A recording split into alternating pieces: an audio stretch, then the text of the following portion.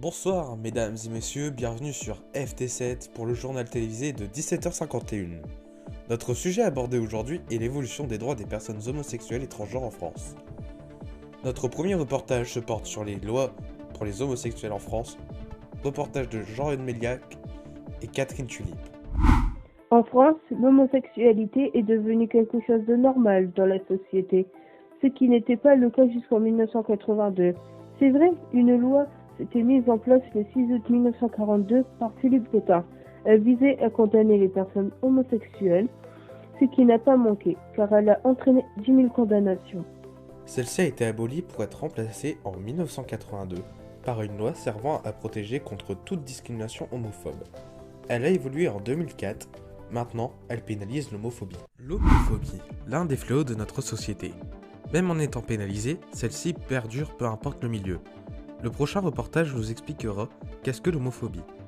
Reportage de Émile Sosa et Martin Chabrior. L'homophobie. Ce mot représente beaucoup. Il définit la peur, la colère, voire même la haine contre les homosexuels. En 2018, il y a eu 1380 victimes. Ceci ne s'est pas amélioré l'année d'après, car le chiffre a augmenté à 1870 victimes en 2019. En 2014, l'INC a mis en évidence que les employés homosexuels gagnaient environ 8,5% de moins sur leur salaire. Nous vous avons parlé de l'évolution des droits des personnes homosexuelles. Maintenant, abordons comment cette lutte a commencé. Reportage de Marine Tigel et Baptiste Keyes. À New York, en 1963, une lutte commence. Cette lutte a pour but de faire évoluer les droits pour les LGBT. Mais qu'est-ce que c'est LGBT? Et de où cette lutte a débuté? LGBT, de son nom complet LGBTQIA+, est une abréviation d'une partie des orientations sexuelles. Comme exemple, L signifie lesbienne ou T signifie transgenre. De retour à la lutte, celle-ci a commencé au bar Stonewall Inn, à New York. Des policiers contrôlaient plus fréquemment les personnes LGBT. De ce fait, les personnes touchées par ce problème ont organisé une marche l'année d'après, en 1970. Elle se faisait appeler Gay Pride. Gay Pride ont maintenant laissé place au mois des fiertés, qui est plus un symbole qu'une lutte. Celle-ci se passe tous les mois en juin. Durant celle-ci, des marches sont organisées pour chaque sexualité. Les personnes transgenres n'ont pas de jour durant le mois des fiertés, mais ont un jour dédié le 31 mai. Le prochain reportage se portera sur la transidentité et ses problèmes. Reportage de André Brick et Caroline Cadiz. La transidentité, ce mot qui porte à débat. Mais que veut-il dire? Une personne transgenre est une personne qui a changé de genre à l'état civil. Dans certains pays, le changement est traité avec une intervention médicale. Celle-ci est faite à partir d'un traitement hormonal. Ce changement cause certains problèmes, comme le salaire moins élevé, la sécurité sociale n'est pas forcément autorisée, ou le droit au mariage non autorisé. En 2015, le Haut Commissariat des Nations Unies aux droits de l'homme appelle à l'interdiction du changement de genre, car cela est inquiétant. Cela serait contraire à l'étude scientifique. En 2016, un expert se présente contre cet appel. Le journal télévisé est maintenant terminé. Pour suivre toutes les actualités, suivez-nous sur ft7jt.odoo.com. On se retrouve demain, 1h05 du matin, avec Jean-Jacques Tipote.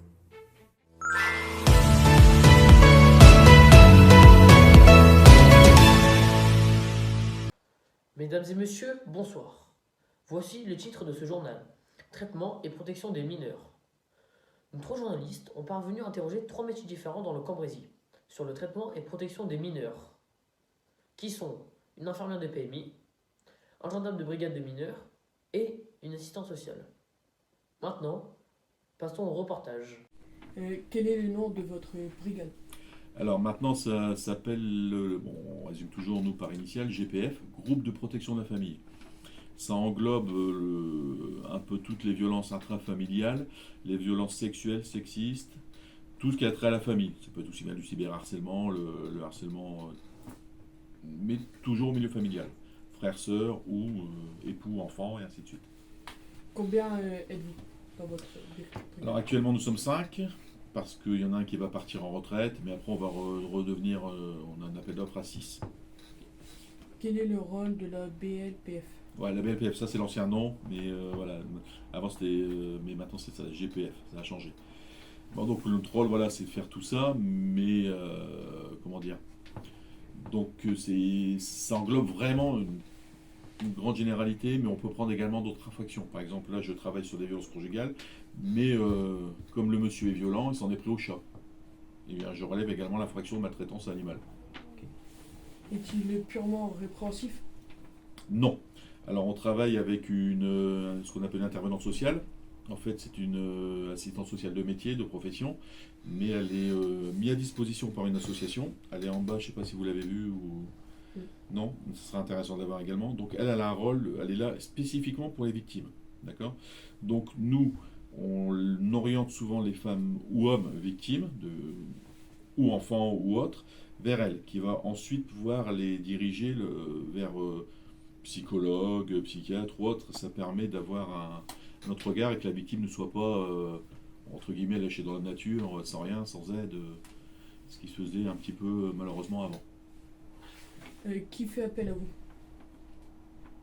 Alors, les associations, des associations de victimes de violences conjugales, ça peut être également, je crois que c'est le 119 pour les enfants maltraités, ça peut être tout le monde, tout. Le procureur, s'il a également connaissance, les établissements scolaires, ça nous est déjà arrivé de partir, on claquetouille, on va chercher un enfant ou ado, parce que l'établissement a eu connaissance d'un fait de maltraitance ou autre, donc on va le chercher pour le mettre en sécurité très rapidement. Quand intervenez-vous? Jour et nuit. Alors, 24 heures sur 24, mais en fait, nous, on est un peu plus spécialisés, donc c'est-à-dire que on va pas le faire en patrouille, mais si nos collègues, nos fonctionnaires de brigade, la police secours, que vous voyez patrouiller, font une intervention, ils ramènent l'auteur ou la victime, et après elle est prise en charge. La nuit, c'est pris en charge en attendant que nous on arrive le lendemain. Je veux dire, tout le monde est capable de faire ce qu'on fait, à part que nous on est beaucoup plus précis. Et la procédure elle sera un peu plus étoffée, on rentre plus dans le détail. Mais sinon, chaque fonctionnaire de police ou gendarmerie sont capables de le faire. Sur quel code vous basez-vous pour appliquer la loi?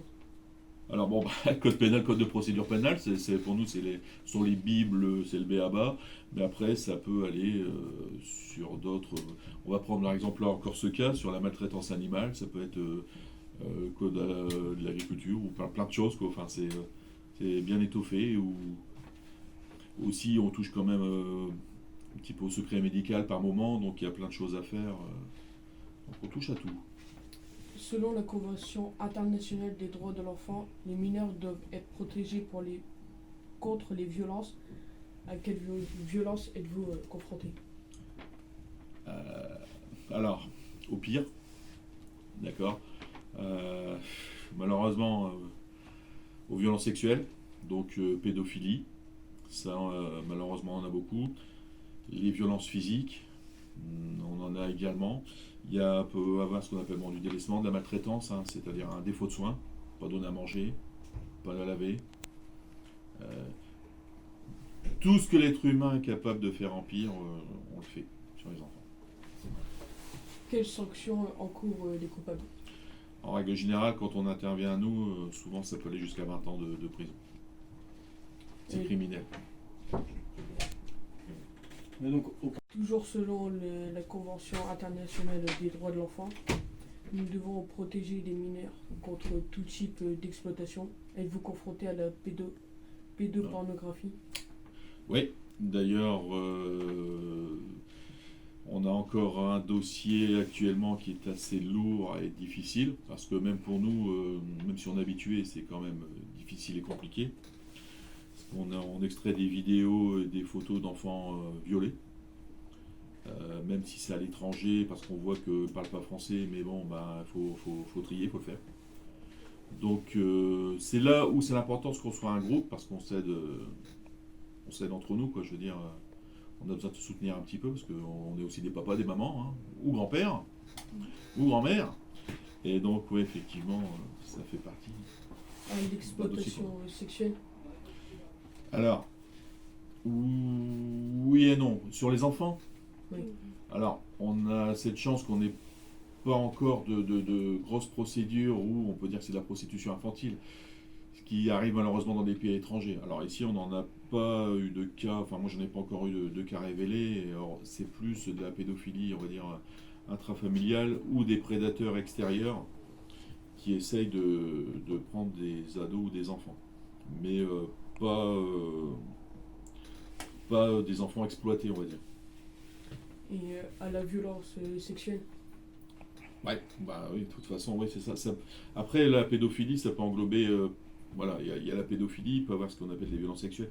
Par exemple, on va dire une agression sexuelle est différente d'un viol, d'accord. Le viol, on considère que voilà, c'est un acte plus grave, l'agression sexuelle, c'est un fait différent. Alors après, je sais pas si je peux rentrer dans le détail, parce que ça va être compliqué. Mais voilà, donc il y a quand même des différences, mais ouais, ça fait partie de... Les violences sexuelles, c'est un terme générique, hein, on va dire. Ça englobe beaucoup de choses. Mais après, il faut être plus précis, et le code pénal prévoit justement... Internet a-t-il accentué ce phénomène? Oui. Oui, ouais. Bah oui, obligatoirement, oui. Ça, c'est un accès facile. Mais ça nous permet également de retrouver aussi plus facilement. Comment intervenez-vous dans ce cas-là? Alors Internet, c'est un peu plus particulier, c'est-à-dire qu'on a il y a des plateformes spécialisées qui, après, eux font les extractions, on va prendre sur les adresses IP ou autres, d'accord. Donc là, quand ils ont connaissance, je ne sais pas si vous avez vu dans les médias, il y a des interpellations un peu partout en France, souvent c'est coordonné. Mais nous, si on a ce genre de fait, donc pour une personne ou deux sur notre commune, c'est nous qui allons intervenir, interpeller. Mais par contre, on intervient différemment également, c'est-à-dire que là, sur le dossier où on va aller interpeller le monsieur qui est, pour l'instant, qui a des vidéos pédophiles ou autres, on va aller chez lui, on va perquisitionner pour savoir s'il n'y a pas d'effet plus grave, et aussi retirer tout le matériel informatique que l'on va amener en expertise, qui va être expertisé par des professionnels informatiques, police ou extérieur. Avec quel organisme et quel corps de métier travaillez-vous? Alors, on travaille, quel organisme? Bon, beaucoup les associations, donc pour les enfants, donc c'est plus, si on a c'est surtout l'enfance maltraitée, l'association, les corps enseignants, donc tous les lycées, collèges, écoles primaires et maternelles, donc eux font bien leur travail en remontant l'information à l'inspection académique et au procureur, qui nous saisit tout de suite. Ça c'est quelque chose qui va très vite. L'infirmière, admettons, constate que la petite elle est victime de violences. Elle fait un petit bout de feuille qu'elle envoie au parquet. Le parquet, hop, dès qu'il l'a, nous téléphone ou nous l'envoie par mail, selon la gravité. Si nous téléphone, il faut le faire tout de suite. Le procureur a décidé, c'est tout, c'est maintenant, point barre. Merci. Bah de rien. Que veut dire PMI? Alors la PMI, ça veut dire protection maternelle et infantile. Donc en fait, c'est un service du département qui est placé sous l'autorité du président du conseil départemental et qui est chargé d'assurer la protection sanitaire de la mère et de l'enfant. En quoi consiste votre métier et quelles sont les missions? Alors moi, je suis infirmière de PMI. Donc en fait, mon métier, c'est d'intervenir auprès du public de 4 ans, plus particulièrement dans les bilans des écoles maternelles. Donc en fait, on fait un bilan, on vérifie la vue, l'audition, la dentition, le poids, la taille, le développement psychomoteur, parce qu'on peut remarquer certains problèmes aussi, et puis poser beaucoup de questions sur l'alimentation, le sommeil, le rythme de vie. Si les parents ont des difficultés avec leurs enfants, on peut les aider et on peut les orienter vers des organismes comme la psychologue et d'autres intervenants s'ils ont des soucis, l'orthophoniste, l'ORL, voilà, le dentiste et bien d'autres structures encore. Alors, mon rôle de l'infirmière, en fait, c'est de dispenser des soins de prévention. Je peux intervenir aussi bien en consultation infantile, donc avec les enfants des bébés, Donc c'est de 0 à 6 ans. Donc la consultation infantile se déroule ici avec une puéricultrice ou une infirmière si éventuellement elle n'est pas disponible. Et là on va mesurer, peser le bébé, revoir l'alimentation, le sommeil. Ça rejoint un petit peu le bilan des 4 ans. Et c'est aussi avec un médecin, et le médecin délibère les vaccinations et peut vacciner les enfants lors de la consultation infantile. En fait, notre métier, nous, c'est un rôle de protection et de prévention. À qui venez-vous en aide?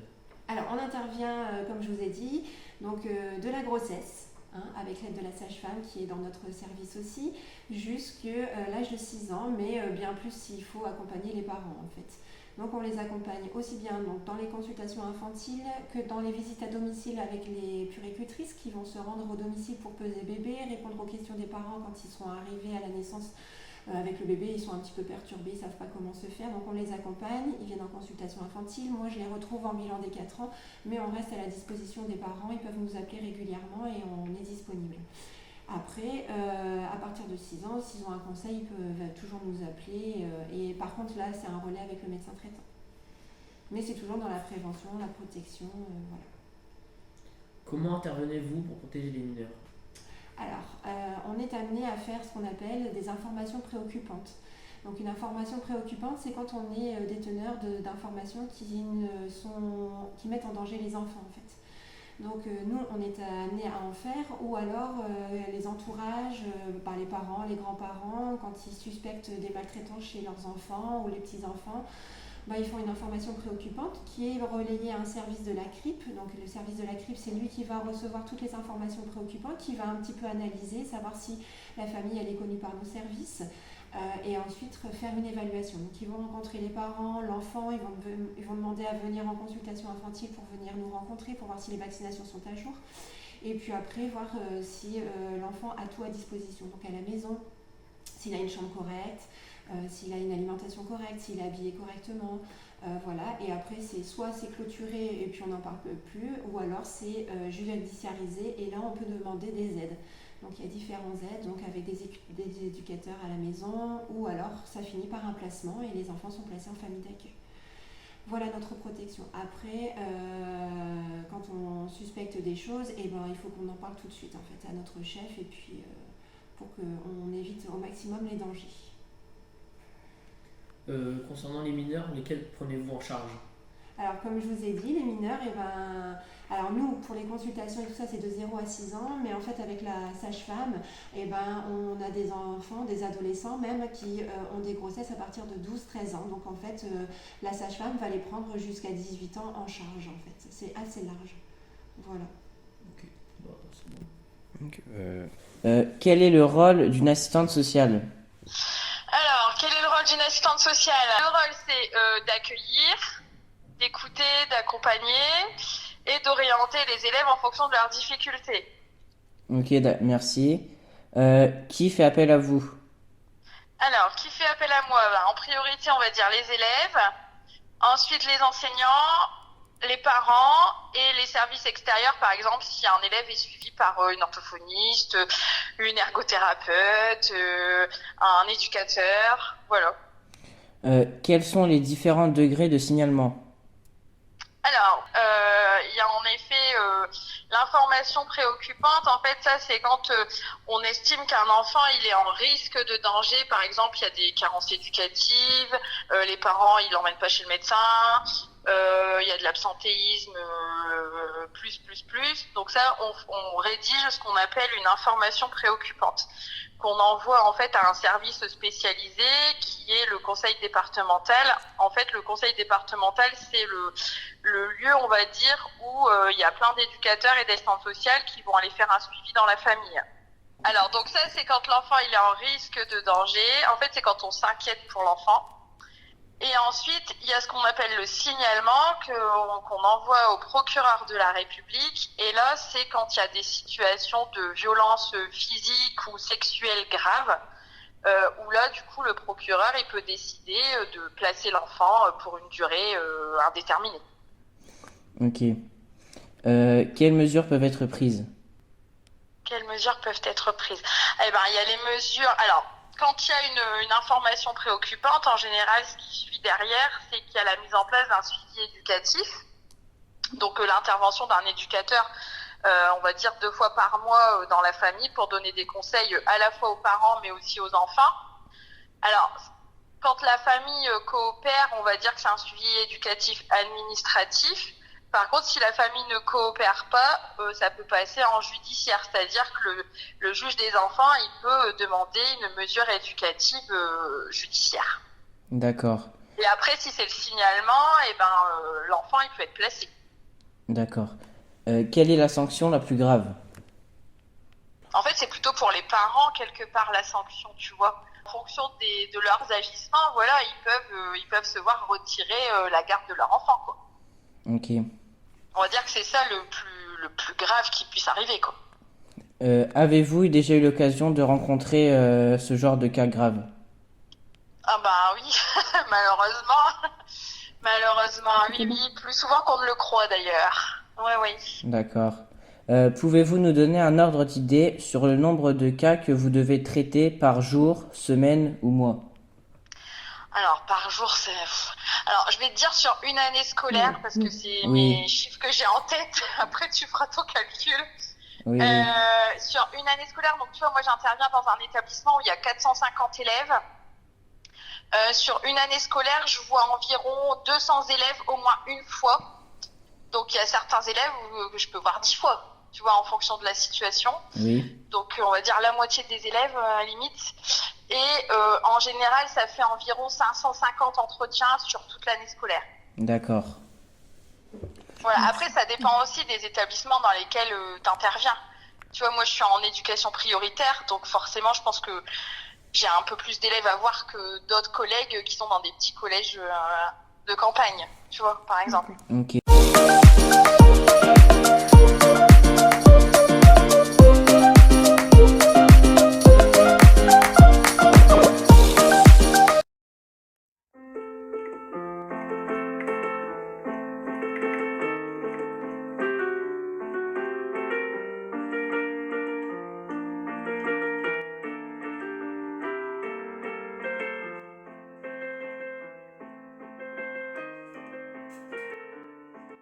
Durant des années, de nombreuses lois et règles ont exclu les femmes de la société et de la vie politique, comme avec le Code Napoléon en 1804, dans lequel une loi stipule que la femme passe sous la domination de son mari et non plus sous celle de son père.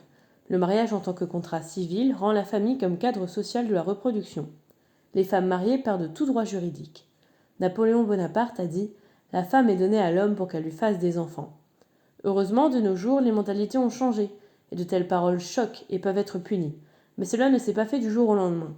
Effectivement, de nombreuses femmes ont dû se battre et manifester pour enfin qu'elles et les générations suivantes soient respectées et obtiennent des droits. Et c'est ces femmes au parcours souvent mouvementé que nous allons vous présenter. Une émancipation, c'est une action qui permet de se libérer d'un lien, d'une entrave, d'un état de dépendance, d'une domination ou d'un préjugé. Nous pouvons citer des nombreuses femmes qui ont milité pour l'émancipation des droits en faveur des femmes comme Olympe de Gouges, Hubertine Auclair, Marie Wollstonecraft ou encore Simone Veil. Mais nous allons nous concentrer sur la vie et les combats de Louise Weiss, qui n'a jamais cessé d'écrire et de manifester pour les droits de la femme et plus encore. Louise Weiss était une journaliste, écrivaine, féministe et femme politique française. Elle est née en 1893 à Arras, en France, et a grandi dans une famille d'hommes politiques et d'intellectuels. Dès son plus jeune âge, elle se passionne pour la politique et la justice sociale et s'implique dans le mouvement pour le droit de vote des femmes en France. Après la Première Guerre mondiale, Louise Weiss, comme beaucoup de jeunes de sa génération, est marquée par les milliers de morts et l'ampleur des destructions. Des amis à elle qui sont tchèques et slovaques vont lui expliquer les nouvelles conditions géopolitiques de l'Europe. Elle décide donc de fonder en 1918, à l'âge de 25 ans, une revue de politique internationale, l'Europe Nouvelle, qu'elle dirige entre 1920 et 1934. Les articles de cette revue sont rédigés par des politiciens de toute l'Europe. Ils parlent d'économie, de diplomatie et de littérature. Dès la création de sa revue L'Europe Nouvelle, Louise Weiss s'intéresse au droit de vote des femmes. Elle estime que l'accession des Françaises au suffrage permettrait d'empêcher une nouvelle guerre. En 1934, après avoir quitté la direction de sa revue, elle prend contact avec les responsables des mouvements suffragistes afin d'établir un programme commun. Elle crée un mouvement de propagande, la Femme Nouvelle, qui organise de nombreuses manifestations. Louise West présente sa candidature symbolique aux élections municipales de 1935 et aux élections législatives de 1936. En 1935, plus de 16 000 bulletins de vote sont déposés en sa faveur. Le vote d'une loi en faveur du suffrage féminin échoue finalement car le Sénat n'est pas d'accord. Pendant la Seconde Guerre mondiale, West a travaillé avec la résistance française et a été impliquée dans plusieurs journaux clandestins. Après la guerre, elle va continuer à œuvrer pour l'unité européenne et va jouer un rôle important dans la création du Conseil de l'Europe et du Parlement européen. Elle était une ardente défenseuse de l'unité européenne et a travaillé sans relâche pour promouvoir l'idée d'une Europe unie.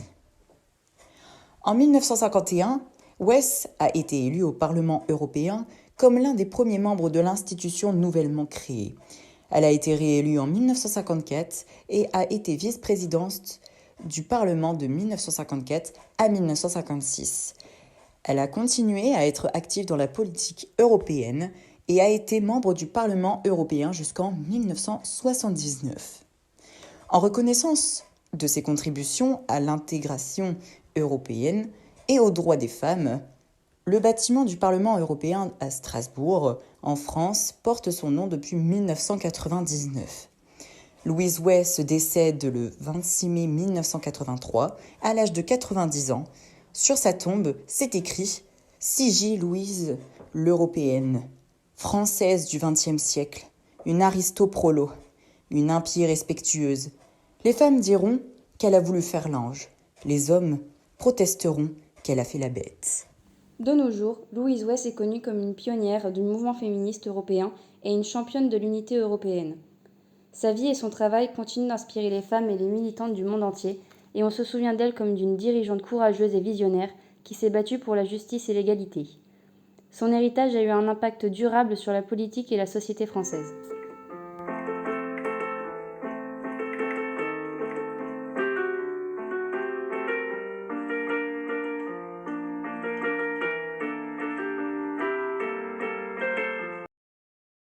Voici la frise chronologique sur l'évolution des droits des homosexuels. Pour commencer, en 1950, la Société de défense des homosexuels est fondée aux États-Unis, devenant ainsi la première organisation de défense des droits des personnes LGBT. La Société de défense des homosexuels est une organisation qui se consacre à la promotion des droits et de l'égalité pour les personnes LGBT. En 1969, les émeutes de Stonewall à New York sont considérées comme le début du mouvement pour les LGBT. En 1973, le trouble de l'orientation sexuelle est retiré de la liste des troubles mentaux par l'Organisation mondiale de la santé. L'Organisation mondiale de la santé est une institution spécialisée des Nations unies créée en 1948. Son objectif principal est d'améliorer la santé de tous et de promouvoir le bien-être physique, mental et social. En 2000, la Cour européenne des droits de l'homme reconnaît le droit à la vie privée des personnes homosexuelles. La Cour européenne des droits de l'homme est une institution judiciaire internationale qui a été créée en 1959. Elle est chargée de veiller au respect des droits de l'homme dans les 47 États membres du Conseil de l'Europe. En 2004, le Massachusetts devient le premier État américain à autoriser les mariages entre personnes de même sexe. Et en 2015, la Cour suprême des États-Unis reconnaît le droit à se marier pour tous les couples, quelle que soit leur orientation sexuelle. Voici la frise chronologique sur l'évolution des droits des trans. Pour commencer, en 2010, une personne trans était considérée comme une personne atteinte d'une maladie mentale appelée transsexualisme. Il faudra attendre le 8 février 2010 pour que le transsexualisme ne soit plus considéré comme une maladie. Le transsexualisme est une condition dans laquelle une personne ressent une profonde discordance entre le sexe qui lui a été assigné à la naissance et son identité de genre ressentie. En 2016, la loi de modernisation de la justice du XXIe siècle portait la déjudiciarisation du changement de prénom. La déjudiciarisation fait référence au processus par lequel des affaires ou des procédures judiciaires sont transférées ou résolues en dehors du système judiciaire traditionnel. généralement par le biais de mécanismes alternatifs de résolution des conflits. En 2022, dans une décision du 28 septembre 2022, le Conseil d'État a validé une loi qui autorise les enfants transgenres à porter le prénom de leur choix à l'école. Et puis pour finir, en 2023, le mercredi 29 mars, une loi a été votée, une loi qui attaque le domaine médical en interdisant aux mineurs l'accès aux soins de transition sexuelle. Bonjour à tous, bienvenue dans Instant de vérité, présenté par Ludovic Bouvet.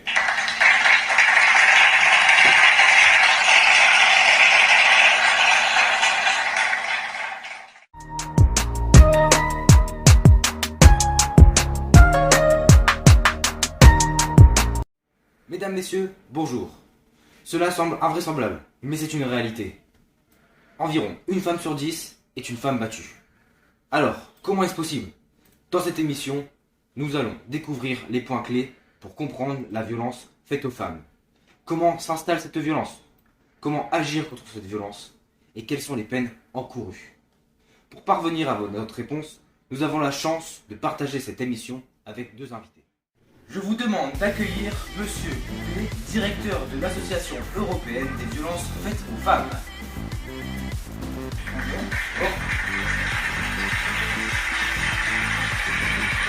Monsieur Louis, qui est un avocat spécialisé dans la défense des femmes battues. Bonjour. Madame Dupont-Nicole, ministre déléguée chargée de l'égalité entre les hommes et les femmes.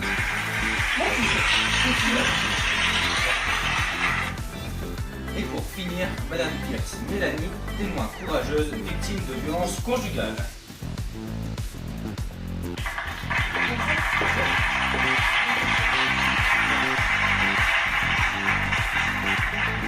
Alors bonjour à tous. Tout d'abord, Madame Dupont, qu'est-ce que les violences conjugales? Alors la violence conjugale est une violence exercée par un des conjoints sur l'autre, s'inscrivant dans le rapport de domination. D'accord, merci. Ensuite, pouvez-vous nous expliquer ce que subissent les femmes battues? Oui, alors tout d'abord on parle de femmes mais aussi d'hommes battus, et ils subissent des violences psychologiques et physiques. Alors les violences psychologiques, ça peut être des critiques, des dévalorisations, des reproches, du chantage, des insultes, telles que tu es une bonne à rien, tu es une incapable, mais ensuite des violences physiques. Alors là, ça va être des coups, ça va être de la torture, de la strangulation, de la séquestration. Et il faut savoir aussi, c'est que la violence psychologique arrive toujours avant l'apparition des coups. Et puis on sait tous, un homme ne n'est pas violent, il le devient au fur et à mesure. Et justement, il est important que les femmes réagissent quand elles se mettent en danger, mais aussi leurs enfants, si elles en ont. Et les femmes battues ont souvent peur de ne pas être comprises ou de ne pas être prises au sérieux. Les hommes violents ont souvent un double visage. Alors devant la société, devant les gens, c'est des hommes charmants, courtois, même gentleman, un peu le monsieur tout le monde. Alors qu'en réalité, à la maison, avec la femme, il est méchant, violent. Et malheureusement, les femmes battues se retrouvent dans des situations vraiment compliquées. Elles peuvent avoir des troubles du sommeil, la dépression, le stress, une perte d'estime de soi. Parfois, malheureusement, ça va jusqu'aux tentatives de suicide, jusqu'à la mort. Merci, Madame Dupont-Nicole.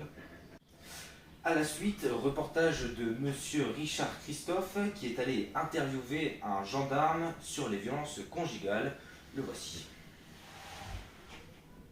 Donc je me présente, Eddy Boubet, je suis major de police au commissariat de Valenciennes où je travaille exclusivement la nuit. Je suis responsable des unités de voie publique. Ce sont des violences qui sont punies par la loi, qu'elles visent un homme ou une femme, qu'elles soient physiques, psychologiques ou c'est les liens entre l'auteur et sa victime. Il y a violence conjugale lorsque la victime et l'auteur sont dans une relation sentimentale.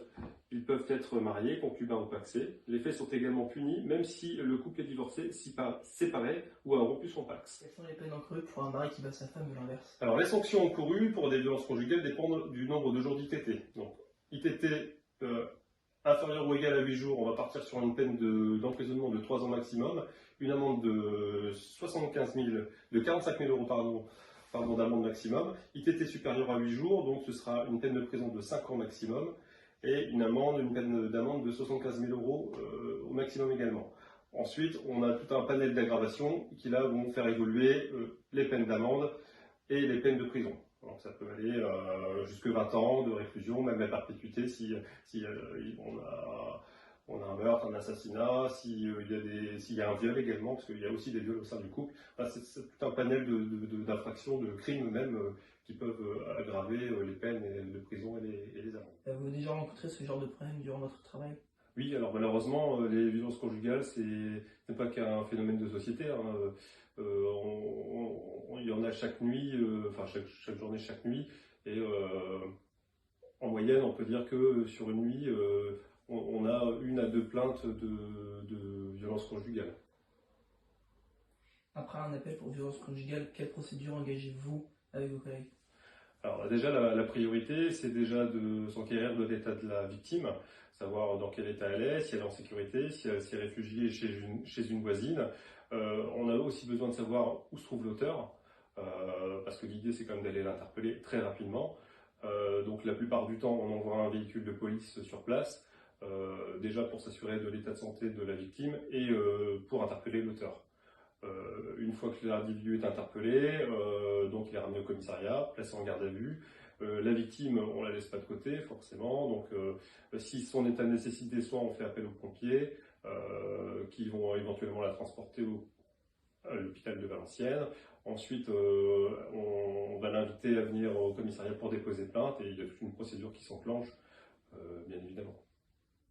Avez-vous déjà rencontré des hommes battus? Alors oui, les hommes battus, ça arrive aussi. Il n'y a pas que les femmes qui se font battre.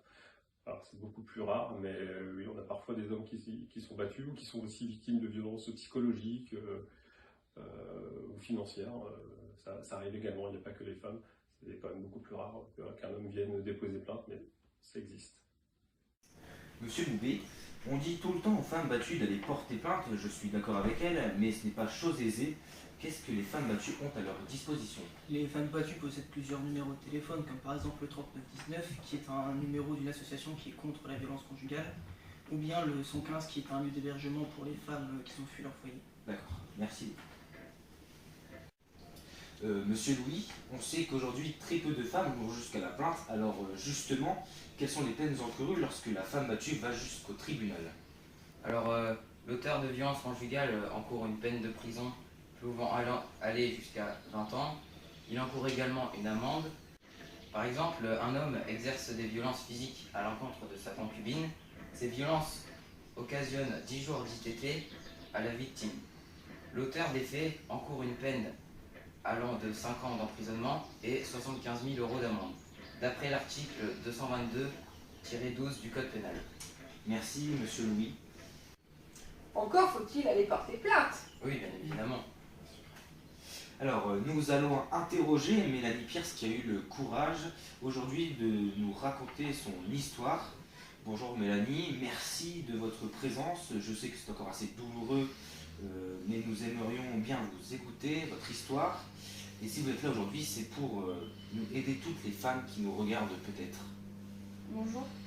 Alors oui, ça fait maintenant 3 ans.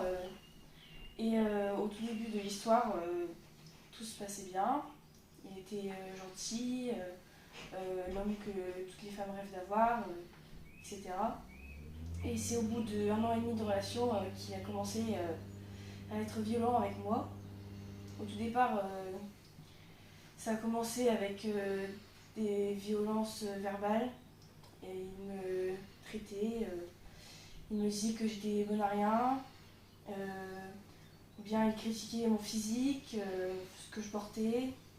Ensuite, il a commencé à me gifler la première fois quand j'ai voulu sortir avec mes copines. Je portais une robe et ça ne lui convenait pas. Et il m'a giflé. Puis ensuite, c'est allé encore plus loin. Il m'enfermait chez moi. Il me faisait dormir dehors. Il me jetait des vases à la figure, ou bien il me menaçait avec un couteau, ou bien il m'étranglait, il me poussait dans les escaliers. très dur. Merci Mélanie pour votre histoire, vous avez 25 ans et c'est encore assez douloureux pour vous, on l'a bien vu ça. Oui, et je suppose que vous êtes allé porter plainte. Alors oui, j'ai eu le courage d'aller porter plainte parce que c'est mieux d'en parler pour être aidé. Parce que c'est compliqué et qu'on ne peut pas rester là sans rien dire et sans rien faire. C'est ça, il faut dire à toutes ces femmes de porter plainte. Il ne faut pas rester enfermé avec ce lourd secret. Il faut pouvoir en parler, il faut pouvoir partager. Il n'y a que comme ça qu'on peut s'en sortir, même si forcément après, voilà, il va rester des marques, il va rester des traces. On le voit, on l'entend. Du coup, il a eu la peine maximale comme monsieur Louis l'avait prononcé. Oui, il l'a eu. Mais j'ai bien peur de quand il va sortir, de ce qu'il pourrait faire. J'ai peur qu'il revienne et qu'il me frappe, etc. Vraiment. Monsieur Louis, vous croyez qu'il y a un suivi après la sortie de prison? Peut-être, mais pas super longtemps. C'est malheureux ça, c'est malheureux. Et avez-vous fait appel aux numéros qui sont à disposition pour les femmes battues? Alors oui, j'ai fait appel à l'hébergement parce que je ne voulais pas rester chez moi. Je voulais fuir au plus vite. Merci Mélanie. Monsieur Boubé, pouvez-vous nous remémorer les numéros d'urgence pour les femmes battues? Bien sûr, il y a du coup le 3919 qui est un numéro anonyme que les femmes peuvent utiliser si elles sont victimes de violences conjugales. Encore le 17 qui est un numéro pour appeler la police. Ou bien le 115 qui est le numéro pour s'héberger. Ouais. Ces numéros sont très importants pour toutes les femmes qui nous regardent. Surtout n'hésitez pas mesdames, n'hésitez pas. Un dernier conseil, mesdames, le cœur d'une femme battue est comme une plaie béante qui a du mal à se cicatriser, mais si vous en parlez, on peut la refermer.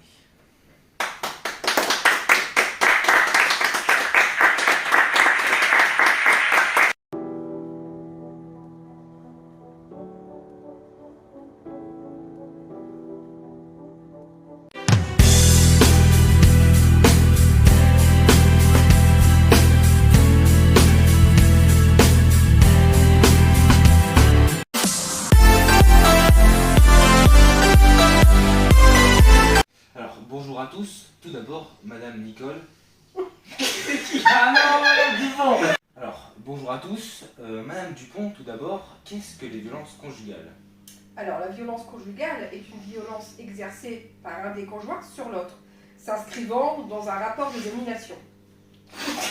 Alors, bonjour à tous, tout d'abord, Madame Dupont, qu'est-ce que les violences conjugales? Merci Mélanie, Monsieur Loubet, pouvez-vous... Non, j'arrive pas à le dire en vrai. Alors, bonjour à tous. Tout d'abord, Madame Dupont, qu'est-ce que les violences conjugales? Alors, les violences conjugales, ce sont des violences exercées sur un des conjoints sur l'autre. Non. Et pour finir, Madame Pierce, témoin courageuse. D'accord, merci. Ensuite... Mais t'es con!